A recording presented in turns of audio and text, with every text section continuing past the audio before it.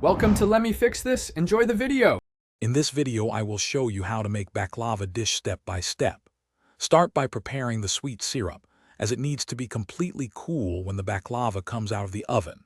In a saucepan, combine 2 cups of granulated sugar, 1 cup of water, and a small squeeze of fresh lemon juice. Bring this mixture to a gentle boil, then reduce the heat and simmer for about 10 to 15 minutes until it slightly thickens. Once done, set it aside to cool down completely. Next, let's prepare the delicious nut filling. You'll need about 4 cups of finely chopped nuts. A mix of walnuts and pistachios works wonderfully. Combine these with 1 teaspoon of ground cinnamon and a tiny pinch of ground cloves for a warm, aromatic flavor. Also, melt 2 sticks, or about 1 cup, of unsalted butter. This will be used to generously brush between each delicate layer of phyllo dough. Now for the fun part, assembling. Lightly butter a 9 by 13-inch baking pan.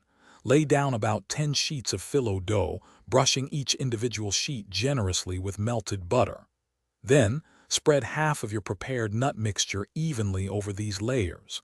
Add another 10 buttered phyllo sheets, followed by the remaining nut mixture. Finally, top with 10 to 15 more buttered phyllo sheets.